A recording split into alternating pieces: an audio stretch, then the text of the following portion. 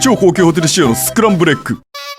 卵3つ割り、ちょっと塩、混ぜ混ぜし、パッセ、ギリシバキロのバテオ、まずファイヤー。弱火で溶け出したら卵を入れ、鍋底や外側から固まるのでヘラで剥がしながら混ぜ込む。たまに火から離すと失敗しづらいぜ。8割ほど固まったら高梨の生クリーム47、これ絶対使うように。仕上げにホイッパーでかかんし、バカ色と見せかけるろ、インスタンプによくいるあいつの色。あとは無駄にでっかい器に持ってください。